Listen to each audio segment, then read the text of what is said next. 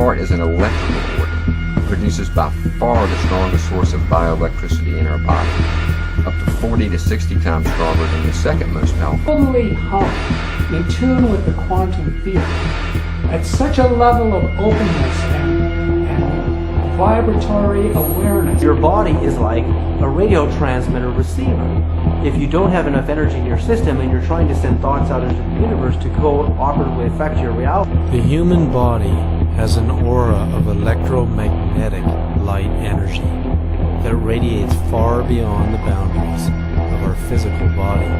Doing another simple experiment with our radio antenna, we can see that a weak or static radio station comes in more clearly. There was a way to raise the human body voltage, which is the electricity in our nervous system, to higher levels that super athletes train to get their nervous systems up to 2 full volts per cell, which is 2,000 millivolts. Cells would immediately recover and start to proliferate and the cultures will flourish. The relevance about all this is that we go back to the nature of a human being. It's vital to clear your space on that level, your intimate soulmate relationship. Totally clear that space and make it open and available to find the true soulmate.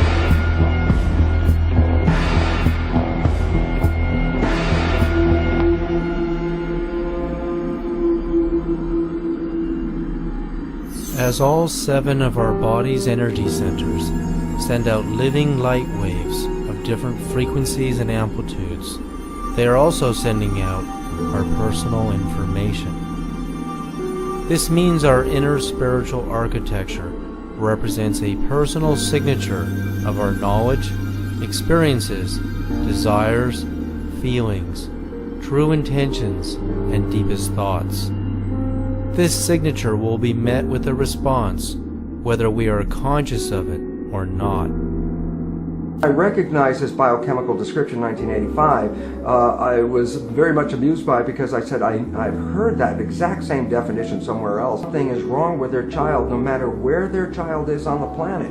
That this is a very, very common experience, that if a child is hurt, a mother will know this, even if she's on the other side of the planet. This is just a demonstration of the fact that the communication between individuals can be picked up through this vibrational field, and specifically through the receptors of identity on the surfaces of our cells. Well, the significance of that is it doesn't have to be your own child. It's people that you actually complement with out in the field can communicate across these distances.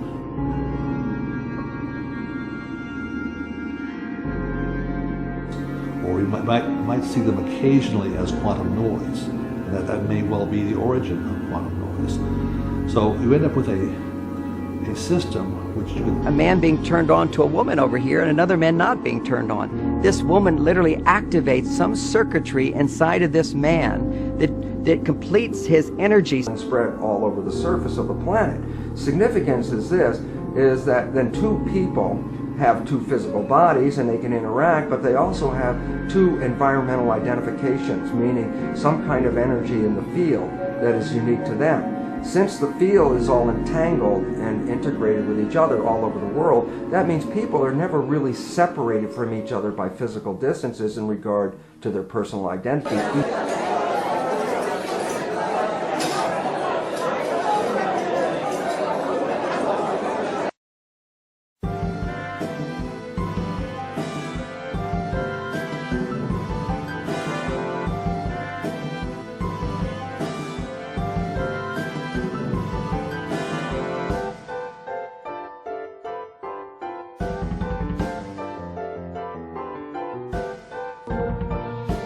In 1927, at the 5th Solvay Conference on Physics in Brussels, Belgium, a new proposal of mind over matter was admitted to try to resolve inexplicable behaviors of quantum mechanics. With the greatest minds in physics attending, such as Einstein, Pauli, Dirac, Bohr, Heisenberg, Curie, de Broglie, Schrödinger, just to name a few, the subject of consciousness and the atomic world was at hand. Heisenberg and Bohr approached Einstein with a new theory that the minds of the researchers were affecting the results of the experiments The mathematics of predictability were not repeatable and reliable enough to explain what was happening. Einstein could not accept this at first because it violated all mathematical models. Years later, he admitted it was happening.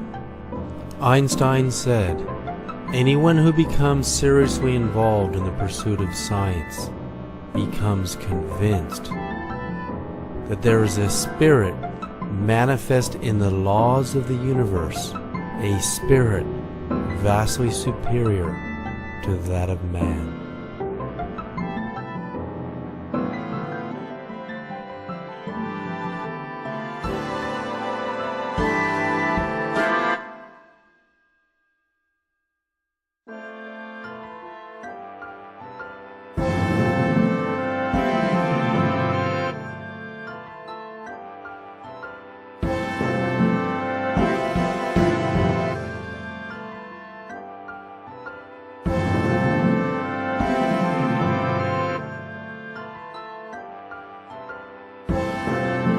When an object vibrates, it disturbs the air molecules around it.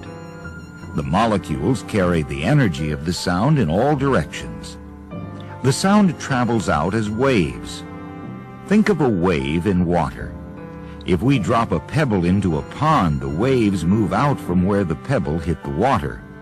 Sound travels in waves, but in all directions. Here is a tuning fork. When we strike it, it gives off a certain tone. If we could see what is happening, it might look like this. The tuning fork is vibrating. As the prongs move out, they push against the air molecules around them. The molecules push together, which is called compression. Then there are places where the molecules are spread out between the compressions. This spread out area is called rarefaction. The whole sound wave travels as a longitudinal wave. So the sound is carried by compressing some molecules and leaving areas between the compressions with fewer molecules. Here's another example of this idea. The slinky is pulled and held across the floor. We pull together some of the slinky sections and then let it go. Notice that it travels the length of the slinky with areas of compression and rarefaction. Remember, sound needs a material to travel through. In outer space where there are no gases, sound would be impossible. The emptiness of space is called a vacuum. There are no molecules of matter for sounds to move through, so in outer space there are no sounds. Two things are needed for making sounds: vibrating matter to create the waves, and a medium, something to carry the sound waves.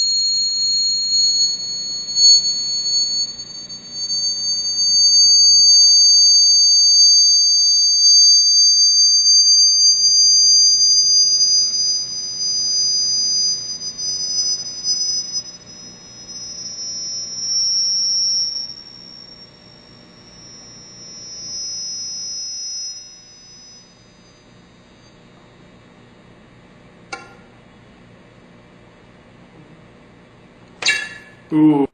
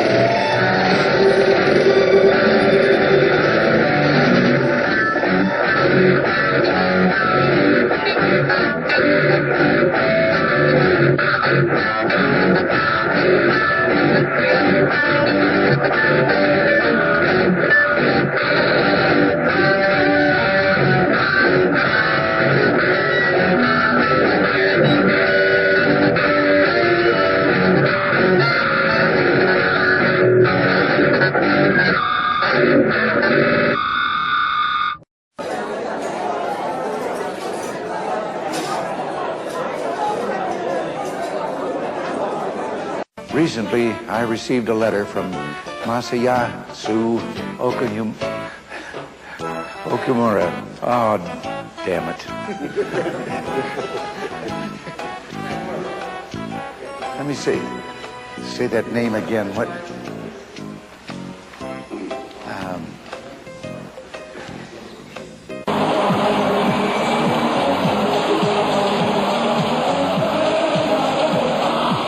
To see it again?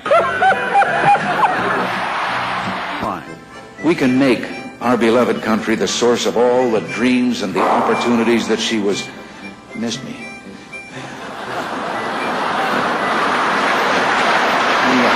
I've just come from burying a time capsule in the backyard. Right outside of near the Rose Garden here. No live congressman went into it, and But occasionally we do something, you know, not too often. I think the House has passed National Peach Month this year, and we're going to act on it soon. Will you tell us why you think people have been so mean to you? Is it a conspiracy? Is it a plan? They treat you worse than they treated Abe Lincoln? Wow, did you hear what she said? I don't know. You know one of my favorite jokes? You know that story about the guy that's walking along the Grand Canyon, and he falls off? And he's falling to the hundreds of feet to certain death, and he reaches out, he sees a little twig on the side of the canyon, he saws it, and he grabs it. He takes a deep breath, and then all of a sudden he sees the roots of the twigs start to come loose, and he looks up at this guy and he said, "Lord, why me? Why me? I pay my taxes. I go to work every day. Why me?" And this thunderous voice says, "Son, there's just something about you I don't like." Who knows? I will not make age an issue of this campaign. I am not going to exploit, for political purposes, my opponent's youth and inexperience. I have a lot in common with Idaho. We are both famous for the potato. When Republican leaders criticized FDR and his family for wasting taxpayers' money by taking their puppy Fala abroad on official business, FDR responded this way. Well, of course, I don't resent a tax, and my family don't resent a tax, but Fala does resent it. I know it's getting late, dear, but it's not often that we have so many people who've written about us and broadcast about us all together in one room like this, and I thought you might like to say a few nice words to them.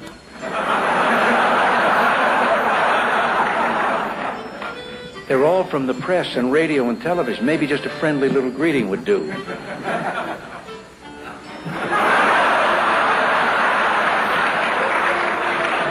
How about just a word or two, something friendly, even one kind word? I'm thinking. During the primary campaign, you criticized Governor Reagan for what you called his voodoo economics. I wish I hadn't said that. The chimpanzee who was flying in space took off at 10:08. He reports that everything is perfect and working well. Well, I've heard the expression, who wants to live 100 years? I can tell him for sure there's one man, that's the man that's 99. Now, I've been told that this is all off the record and that the cameras are all off. Is that right? Huh? I was told that because I've been waiting years to do this. Bill Clinton's foreign policy experience is pretty much confined to having had breakfast once at the International House of Pancakes. I hear these guys wringing their hands about everything being wrong with this country. I'm sorry, I just am all depressed. I want to switch over to see Jake and the Fat Man on CBS. President Washington began this tradition in 1790 after reminding the nation that the destiny of self-government and the preservation of the sacred fire of liberty is finally staked on the experiment entrusted to the hands of the American people. For our friends in the press who place a high premium on accuracy, let me say, I did not actually hear George Washington say that. It is, as you can imagine, a great pleasure for me to be here in this beautiful ballroom before this magnificent assembly on an evening when all thought of politics is banished and I can concentrate on what I do best, comedy. I like photographers. You don't ask questions. But self-control in this business is important, as I think all of you know. When you're sitting in your tank,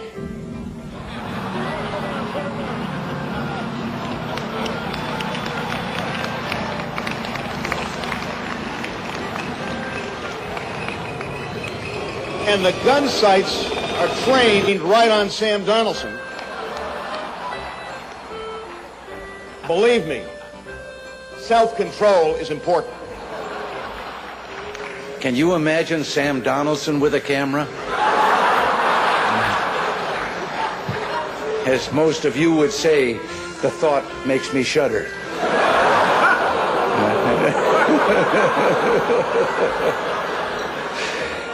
Somebody asked me one day why we didn't put a stop to Sam shouting out questions at us when we're out on the South Lawn.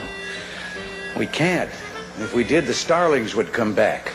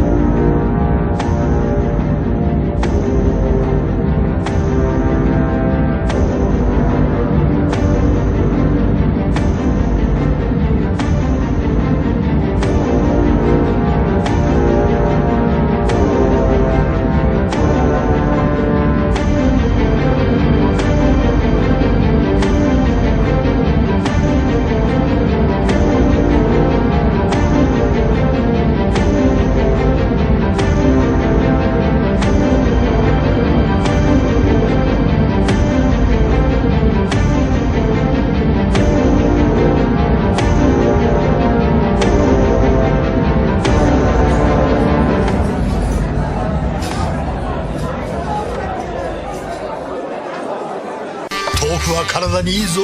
低カロリー、しかも低価格。低価格？ダイハツミラーイース。よく覚えた。ブルースリッター30キロもね。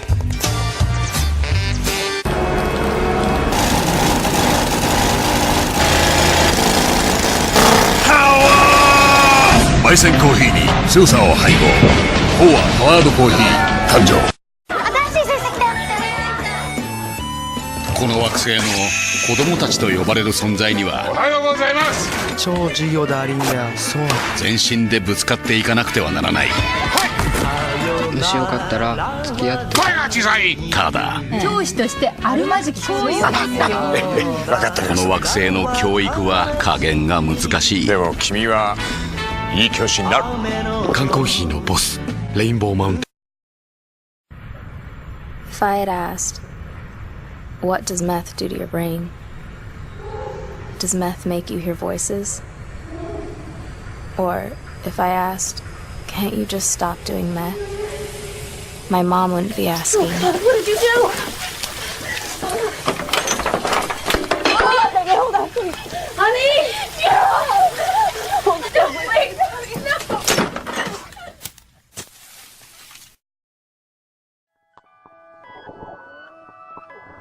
There's good reason for my glistening skin, and how I shine, and how my pores are so clean and clear.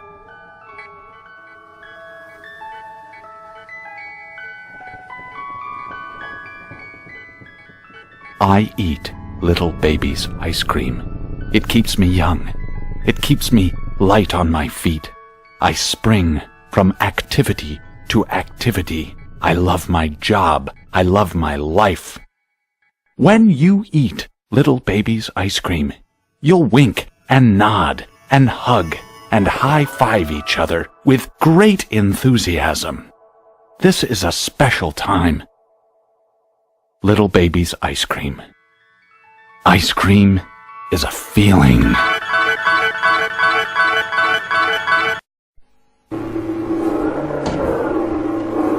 Let me tell you what bugs me about human endeavour. I've never been the human in question. Have you? Mankind went to the moon. I don't even know where Grimsby is. Forget progress by proxy. Land on your own moon. It's no longer about what they can achieve out there in your behalf, but what we can experience up here in our own time. It's called mental wealth. If you go down to the woods today, you'd better not go alone.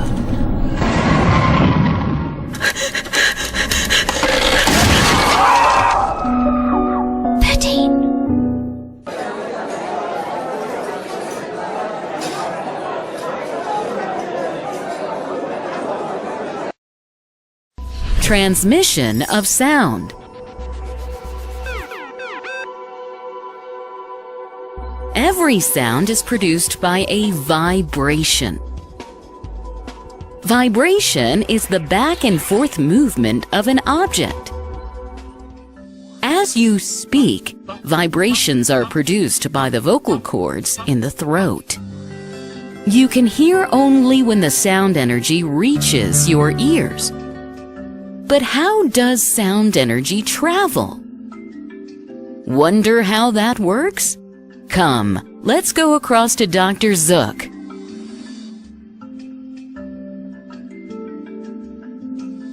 Sound energy travels in the form of sound waves. There are mainly two types of waves, transverse wave and longitudinal wave. Let us see how waves travel. We can use a slinky spring to observe both types of waves. Emily is holding one side of the slinky, while Dr. Zook is holding the other end. With a quick upward flick of the wrist, Dr. Zook has sent energy traveling through the slinky. Notice how the slinky moves. This is a transverse wave. In a transverse wave, the particles vibrate at a right angle to the direction of the wave.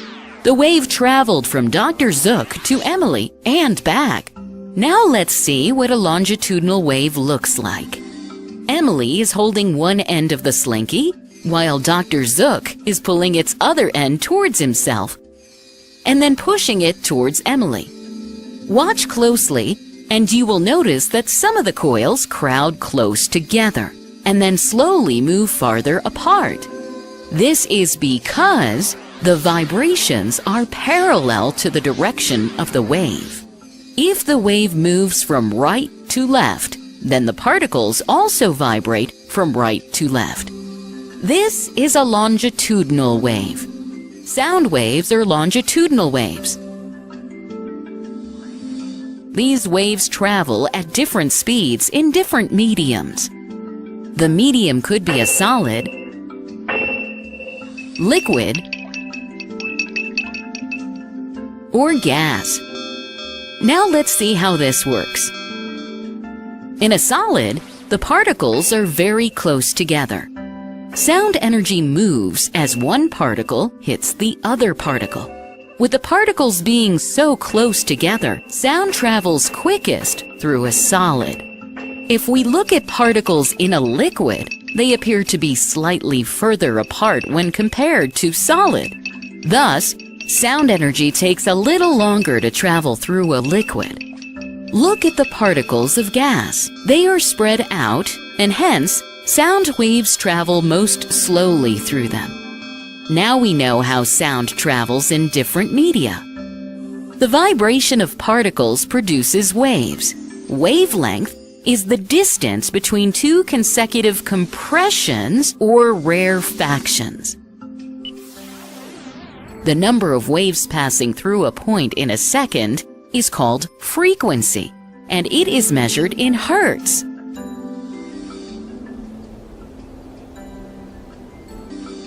Sound waves travel in all directions. Emily?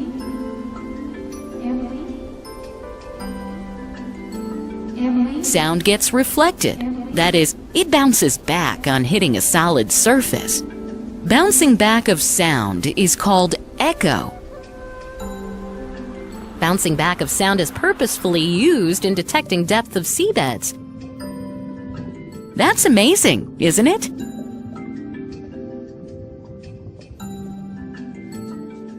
Summary. Every sound is produced by a vibration. Vibrations are produced by our vocal cords when we speak. There are two types of waves, transverse wave and longitudinal wave. In a transverse wave, the particles vibrate at a right angle to the direction of the wave. In a longitudinal wave, vibrations are parallel to the direction of the wave. Sound waves are longitudinal waves. Sound travels quickest through a solid. Wavelength is the distance between two consecutive compressions or rarefactions. The number of waves passing through a point in a second is called frequency, and it is measured in hertz.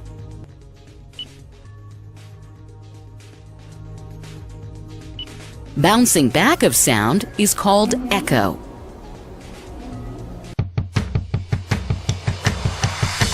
I'm going to show you the sound of a clap. And I don't mean some digital depiction of a clap. I mean that when this man's hands come together, you're going to see something that is normally invisible.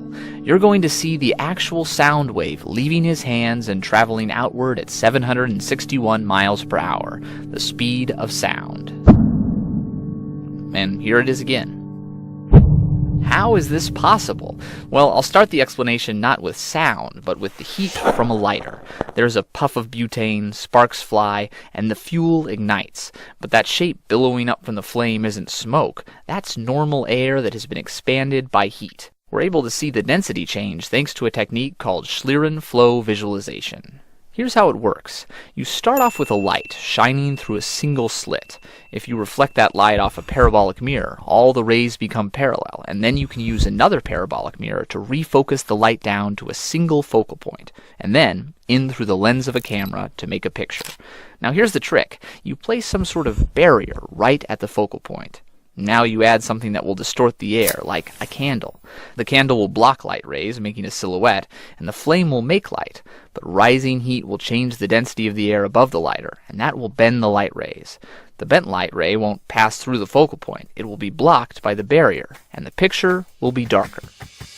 This technique can be used to see anything that distorts the air, the heat from a hair straightener, for example. Even the heat coming off a human hand. Epidemiologists use it to study sneezes and coughs. Engineers use it to study aerodynamic flow. And sound, well, that's just another change in air density, a traveling compression wave. So Schlieren visualization, along with a high-speed camera, can be used to see it as well. Here's a book landing on a table. The end of a towel being snapped. A firecracker. An AK-47. And of course, a clap.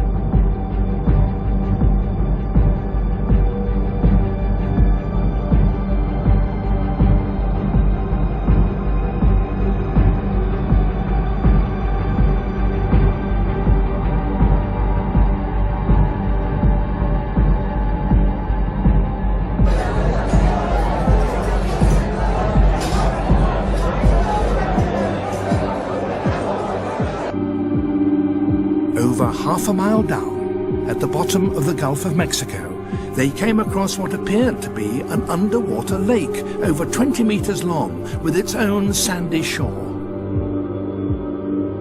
Around its edge, there even seemed to be a tide line. But this couldn't be, of course. This was underwater.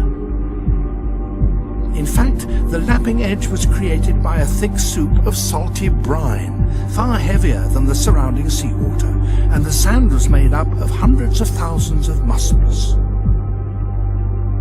Once again, in the midst of a totally barren seabed, an extraordinarily rich oasis of life, totally independent of the sun's energy.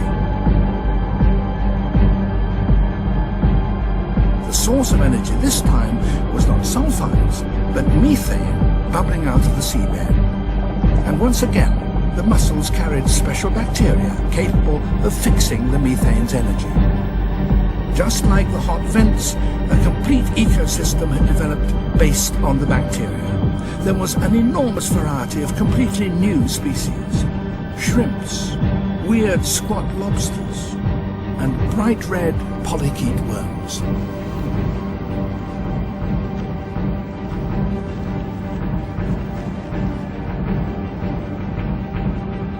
These oases were called cold seeps and were surprisingly similar to the hot vents. Without a doubt, one of the most amazing things that I had ever seen in the bottom of the ocean. It was while filming for Blue Planet. It was in the Gulf of Mexico. I noticed there's something out in the distance. Couldn't tell exactly what, but it looked like a dark band. And as we approached it, the dark band became a donut. I saw saw this donut that was black in the center. What the heck is that? And so, as we get closer and closer to it, I noticed that the black band had what appeared to be kind of steam over it. And then I looked, and there was water lapping against the shoreline. This band was a ring of mussels. And inside the ring of mussels was a lake. And it's like, wait a minute, I'm already underwater. We went out over the water in this lake and tried to descend in it and bounced off. It was so super saline and dense that the submarine couldn't go down in it. We literally bounced off, and as we bounced off, we sent ripples heading back to the shoreline. It was insane. I've never seen anything like it.